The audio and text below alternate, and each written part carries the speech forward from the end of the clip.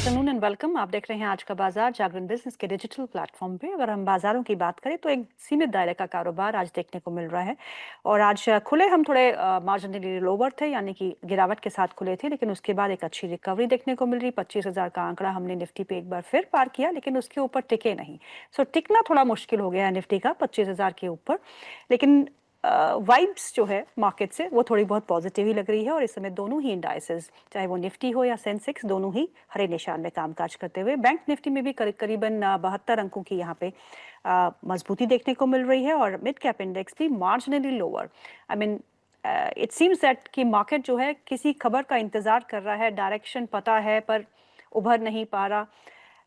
बाजार की दिशा पे हम बातचीत जरूर करेंगे, लेकिन एक नजर डालते हैं आज उन स्टॉक्स पे जहां पे अच्छी खासी तेजी देखने को मिल रही है। और निफ्टी 50 के स्टॉक्स में अडानी एंटरप्राइजेस सबसे ऊपर है, 3% का इजाफा है। आज अडानी ग्रुप की कंपनीज में अक्रॉस द बोर्ड एक अच्छा रुझान देखने को मिल रहा है। श्रीराम फाइनेंस 3% ऊपर, एनटीपीसी 2% ऊपर, पावर ग्रिड, एक्सिस बैंक में आज अच्छा इजाफा है। आईटी शेयरों में थोड़ी बहुत मुनाफा वसूली देखने को मिल रही है, ऑटो शेयरों में थोड़ी बहुत मुनाफा वसूली देखने को मिल रही है। आईटी में इन्फोसिस की बोर्ड की बैठक है जहां पे बोनस माफ कीजिएगा बायबैक पे विचार किया जाएगा। और ये खबरें अब टीसीएस के लिए भी आ रही है कि टीसीएस भी हो सकता है कि जल्द ही बायबैक की घोषणा करे और बोर्ड की बैठक जल्द ही बुलाए। So this is what is being seen on the stock momentum also. Infosys में थोड़ी बहुत मुनाफा वसूली है, फिफ्थ बायबैक करेगी इन्फोसिस, लेकिन टीसीएस हरे निशान में इस समय कामकाज करते हुए। दो खास मेहमान हमारे साथ जुड़ चुके हैं। Mr. Parag Thakkar, he is head and fund manager at Fort Capital, and Mr. Manas Jaiswal, he is from manasjaiswal.com. आप दोनों का बहुत-बहुत स्वागत है कार्यक्रम में। My first question goes to Parag sir. Parag sir, market में पॉजिटिव खबरें तो बहुत सारी है, लेकिन मार्केट अभी अपने उस नेगेटिविटी के बाहर निकल नहीं पा रहा। अब क्योंकि जीएसटी रिफॉर्म्स हो चुके हैं, यूएस से भी खबरें आ रही है कि फेड जो है वो ब्याज दरों में कटौती करने की संभावनाएं बढ़ गई है। हो सकता है कि एग्रेसिव रेट कट भी करे और फिर से एक बार यूएस और इंडिया के ट्रेड रिलेशंस को सुधारने के लिए इस सितंबर के अंत में बैठक हो सकती है। So all these positives are piling up, but market में वो रिफ्लेक्ट नहीं हो रहा है। ऐसा क्यों? मार्केट में कुछ फर्स्ट ऑफ ऑल एफआई की शॉर्ट पोजीशन काफी ज्यादा है and they are reluctant to cut their shorts because उनको लगता है कि अर्निंग ग्रोथ है नहीं, उसके हिसाब से मार्केट थोड़ा सा महंगा है। चाइना का मार्केट थोड़ा सा सस्ता है लेकिन मेरे हिसाब से ये जो पॉजिटिव्स है ये यहाँ रुकने वाले नहीं है। तो मेरा ये बहुत स्ट्रॉन्ग व्यू है मार्केट में कि all this people who are doubting this rally और doubting this government reforms will be shocked and surprised because मेरे हिसाब से गवर्नमेंट ने अभी जस्ट शुरुआत की है। पीयूष गोयल जी ने भी कहा कि this is just a beginning. तो और काफी सारे रिफॉर्म्स अनलीश होंगे। ईज ऑफ डूइंग बिजनेस में आई थिंक वो लोग काफी बड़ा काम करने वाले हैं। जैसे कि आज हमने देखा कि बीवाईडी की टीम इंडिया आना चाहती है और इंडिया में प्लांट लगाना चाहती है। तो पहले चाइनीज इन्वेस्टमेंट्स के को लेके हम थोड़े रिलक्टेंट थे, जो अभी because of this push now कोई भी कंट्री या कोई भी बड़ी कंपनी अगर बड़ा इन्वेस्टमेंट इंडिया में करना चाहती है तो आई थिंक उसके लिए सब अप्रूवल्स जो है वो बहुत क्विकली कर लिए जाएंगे। तो एक तरफ हमने इंटरेस्ट रेट काटा 1%, सीआरआर कट करके बैंकों को थोड़ा कुशन दिया। एक तरफ हमने 12.5 लाख की इनकम टैक्स की लिमिट करके मिडिल क्लास के हाथ में 50-60 हजार रुपए डिस्पोजेबल इनकम साल की बढ़ा दी। और एक तरफ ये जीएसटी कट करके जो बड़ा सेविंग होगा मिडिल क्लास को। और एक ये डिमांड साइड के रिफॉर्म्स थे, अभी सप्लाई साइड के रिफॉर्म्स आएंगे जिसमें ईज ऑफ डूइंग बिजनेस के ऊपर काम होगा।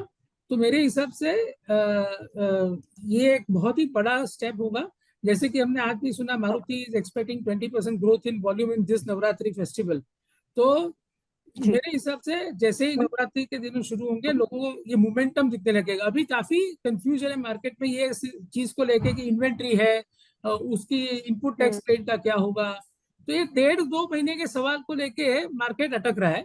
मेरे हिसाब से थोड़ा सा मीडियम टू लॉन्ग टर्म सोचे तो ये लास्ट ईयर से कंप्लीट रिवर्सल है। लास्ट ईयर गवर्नमेंट स्पेंडिंग कम थी, आरबीआई ने बहुत टाइटनिंग कर दी थी और उसके सामने कंप्लीट रिवर्सल है। तो डेफिनेटली मेरे हिसाब से एफआईआई को लेने आना ही पड़ेगा। That is my thumping the table.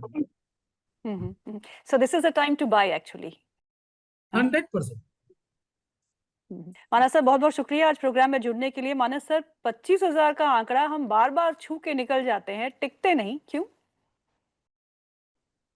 तो देखिए गीतू जी, मेरा समझना यह है कि निफ्टी ने कल इंटरडे सेशन में एक बहुत ही अहम रेजिस्टेंस जो कि 25,000 था, उसको इंटरडे सेशन में हम्म, ब्रेक किया था। इंपॉर्टेंट ये है कि उसके बाद जी। कोई प्रॉफिट बुकिंग, कोई सीरियस प्रॉफिट बुकिंग देखने को नहीं मिली। और आज भी अगर आप देखें तो मॉर्निंग में एक गैप हम्म, डाउन, छोटी सी गैप डाउन ओपनिंग हुई, लेकिन वहां पर बाइंग इंटरेस्ट देखने को मिला है। मेरा समझना जी। है कि जो शॉर्ट टर्म ट्रेंड है वो पॉजिटिव है। 24,800 के ऊपर जब तक निफ्टी ट्रेड करता रहेगा, ट्रेंड पॉजिटिव बना रहेगा। हालांकि सही है कि 25,000 के ऊपर निफ्टी सस्टेन नहीं कर पा रहा है, लेकिन जब भी 25,000 के हम्म, ऊपर सस्टेन करेगा तो कम से कम 25,250 और उसके ऊपर 25,400, ये लेवल्स आप बिल्कुल टेस्ट होते हुए देख सकते हैं निफ्टी में। तो थोड़ा सा जो हम्म, टिल्ट हुआ है वो पॉजिटिव की तरफ टिल्ट हुआ है। मेरा समझना है कि आप पोजीशन हम्म, में बने रहिए। खरीदारी भी की जा सकती है अगर आप 24,800 के नीचे स्टॉप लॉस लगा सकते हैं तो। सहारा कौन देगा मानस सर? बैंक निफ्टी, उसको बढ़ना ही होगा। बिल्कुल, देखिए बैंक निफ्टी में अब ये मानना चाहिए कि एक शॉर्ट टर्म बॉटम तो बना है, क्योंकि 200 मूविंग एवरेज के आसपास काफी समय निकाला बैंक निफ्टी ने। फाइनली 10 और 20 मूविंग हम्म, एवरेज को रीगेन कर लिया है, तो यहाँ से करीब 1,000 पॉइंट की रैली बैंक निफ्टी दिखा सकता है। शायद हम्म, 55,400 या 55,500 तक की रैली बैंक निफ्टी दिखा सकता है। तो यहाँ से पार्टिसिपेशन आना चाहिए। और मेरा समझना है कि अगर एक हम्म, ट्रेड लेना हो तो यहाँ पर भी एक लॉन्ग साइड पे ट्रेड रहेगा 54,200 के हम्म, स्टॉप लॉस के साथ। हम्म, हम्म।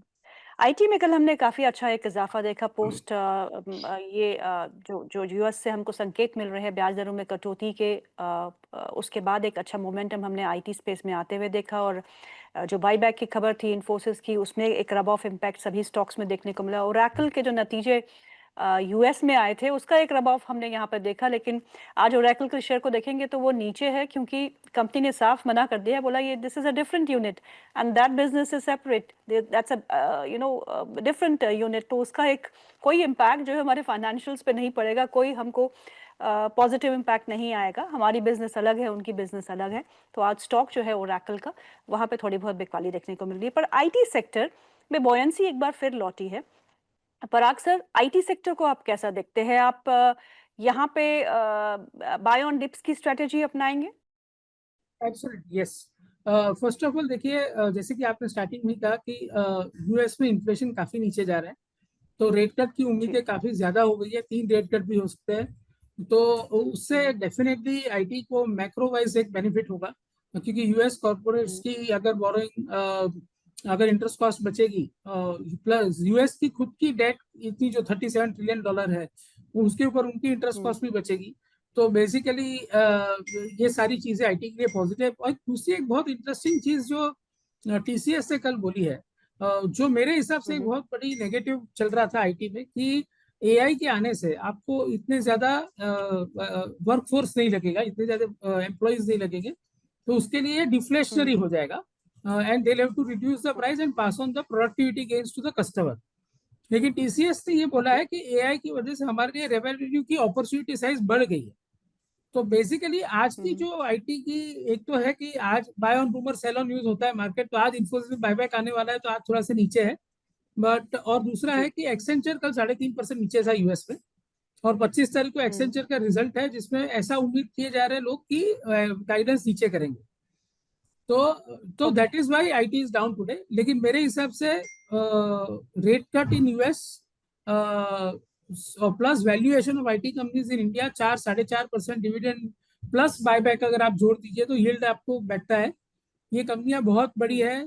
टीसीएस फॉर एग्जांपल 50,000 करोड़ का नेट प्रॉफिट कमाता है, इन्फोसिस 26,000 करोड़ हम्म, का नेट प्रॉफिट कमाता है।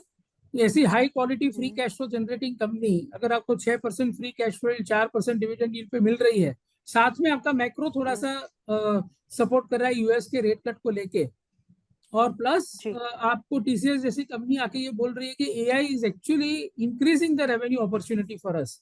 मेरे हिसाब से it's a hmm, blind buy on every dip, but मैं उसमें लार्ज कैप आईटी को ज्यादा प्रीफर करता हूँ।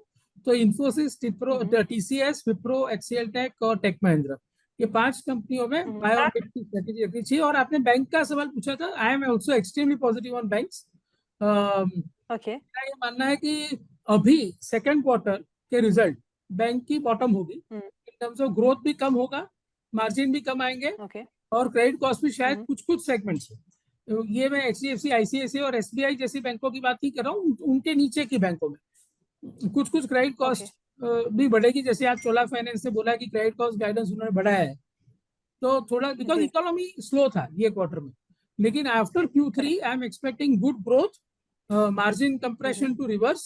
तो थोड़ा सा Q4 तक मार्जिन भी अच्छा हो जाएगा, और अगला साल तो मुझे बैंकिंग के लिए बहुत ही अच्छा लगता है, बिकॉज बेस बहुत कम हो जाएगा और यहाँ से ग्रोथ आएगी और मार्जिन भी बढ़ेंगे, बिकॉज डिपॉजिट रेट भी उन्होंने काटे हैं, तो उसकी इम्पैक्ट आने में Q4 आ जाएगा। तो कौन से बैंक खरीदने चाहिए सर? सो SBI, HDFC bank, ICICI bank हमारे पोर्टफोलियो में है। सिटी यूनियन बैंक छोटी बैंकों में बहुत ही अच्छा लगता है, और जियो फाइनेंस। तो ये 6 स्टॉक है जो हमारे पोर्टफोलियो में फाइनेंशियल्स में है, और इसमें हम कंटिन्यूअस खरीदारी कर रहे हैं। मानस सर, अडानी ग्रुप के शेयरों में काफी अच्छा एक रुझान देखने को मिल रहा है, चाहे वो अडानी एंटरप्राइजेस हो, अडानी टोटल गैस हो, अडानी ग्रीन हो। ये स्टॉक सब ही 2 से 4% के इजाफे के साथ कामकाज कर रहे हैं। अंबुजा ACC को छोड़ के, क्योंकि अंबुजा में एक अच्छा मोमेंटम हम देख चुके हैं। अडानी ग्रुप में से कुछ पसंद है आपको, जो स्टॉक आपके चार्ट्स पे अच्छे लग रहे हो? तो देखिए, पहले तो अदानी इंटरप्राइजेस पे अभी भी मेरा समझना है कि यहाँ से भी शायद आपको 100 रुपए का मूव देखने को मिल सकता है कि स्टॉक ने अपने 50 डे मूविंग एवरेज को ब्रेक किया। एक प्राइस ब्रेकआउट 2400 रुपए के ऊपर देखने को मिला। तो अगर एक ट्रेड लेना हो तो यहाँ पर करंट लेवल्स पे भी खरीदारी की जा सकती है। 2360 2360 के स्टॉप लॉस से 2500 रुपए की टारगेट के लिए आप अदानी इंटरप्राइजेस में खरीदारी कर सकते हैं। दूसरा स्टॉक थोड़ा सा रिस्की है, बट यहाँ पर भी रिवर्सल के साइन है। अदानी ग्रीन्स, जहां पर स्टॉक ने अपने 100 और 50 डे मूविंग एवरेज को रीगेन कर लिया है। करीब 2 हफ्ते पहले यहाँ पर एक डबल बॉटम बना था। आई थिंक जो नेक्स्ट टारगेट होगा वो 200 डे मूविंग एवरेज के आसपास होगा। 1075 के टारगेट के लिए आप एक लॉन्ग साइड पे ट्रेड ले सकते हैं। स्टॉप लॉस आपको 955 के नीचे लगाना पड़ेगा। जी, यानी कि Adani green and Adani enterprises के बारे में मानस सर ने बताया। मानस सर, 2 स्टॉक्स और पूछूंगी। एक है GMDC, जिसमें थोड़ी बहुत करेक्शन के बाद एक बार फिर रॉकेट बना है ये शेयर, आज भी करीबन 8.25% ऊपर कामकाज करते हुए। दूसरा एक्मे सोलर, यहाँ पे अच्छी खबरों के बीच इस स्टॉक में भी एक अच्छा इजाफा 52 हफ्ते के उच्चतम स्तरों पे है, 2% ऊपर है आज भी इस समय 308 के स्तर पे। दोनों ही स्टॉक्स पे क्या करना चाहिए? तो देखिए, जीएमडीसी का स्ट्रक्चर तो पहले से ही काफी पॉजिटिव बना हुआ था। पिछले 2-3 दिनों में हमें कंसोलिडेशन हमने देखा। आज एक ब्लैक पैटर्न का ब्रेकआउट शॉर्ट टर्म चार्ट्स पे देखने को मिला है। तो ट्रेडिंग के मौके अभी भी है। 520 के स्टॉप लॉस से 630 के टारगेट के लिए आप खरीदारी कर सकते हैं जीएमडीसी में। लेकिन अगर आप लॉन्ग टर्म की बात करें तो ध्यान रखिए, स्टॉक ने अपने 2024 के हाई को भी ब्रेक कर दिया, उसके ऊपर निकल गया है। तो अगर लॉन्ग टर्म के हिसाब से देखें तो हर गिरावट पे स्टॉक पे खरीदारी करनी चाहिए। 420 रुपए के स्टॉप लॉस से आप खरीदारी करिए। ऊपर की तरफ 750 रुपए, 750 तक के टारगेट पॉसिबल है। शायद इसमें 12 से 15 मंथ का समय लग सकता है जीएमडीसी में। एक्मे सोलर की आपने जहां बात की है, देखिए यहाँ पर हाई टॉप्स हायर बॉटम्स तो लगातार बन रहे हैं। आज हमने ब्रेकआउट देखा था, लेकिन वहां पर एक प्रॉफिट बुकिंग का दौर देखने को मिला। लॉन्ग टर्म व्यू नहीं दे पाऊंगा क्योंकि यहाँ पर बहुत लंबे समय के चार्ट नहीं है, लेकिन शॉर्ट टर्म के हिसाब से अभी भी अच्छा लगता है। 293 के स्टॉप लॉस से पोजीशन को होल्ड करना चाहिए। 318 319 के ऊपर निकलेगा तो करीब करीब 340-45 के भाव दिखा सकता है stock. I would request my producers to please listen, sir क्या बोल रहे हैं उसी के हिसाब से चार्ट भी फायर करेंगे, बिकॉज आप एक चार्ट फायर करके छोड़ देते हैं। प्लीज फॉलो गेस क्या बोलते हैं। पराग सर, आज जो एक मोमेंटम है वो ऑयल एंड गैस स्पेस में भी देखने को मिल रहा है। अगर क्रूड के इंटरनेशनल प्राइसेस देखे जाए तो स्थिर है, 65 66 67 के बीच में ही घूम रहे हैं। और ये लग रहा है कि आउटपुट जो इंक्रीज ओपेक ने अपनी बैठक में ऐलान किया था, वो भी it's helping the prices to remain range bound under current levels. पर आज HPCL, BPCL, IOC, Chennai petro, इनमें काफी अच्छा रुझान देखने को मिल रहा है। और अगर हम इनकी परफॉर्मेंस की बात करें तो they have broadly under perform the markets. Oil and gas space आपको कैसा लगता है निवेश के लिए? ऑयल एंड गैस में हमारा टॉपिक तो रिलायंस है, लेकिन ये जो आज आज का जो उछाल है उसका मेन रीजन ये है, मैं आपको बताना चाहूंगा।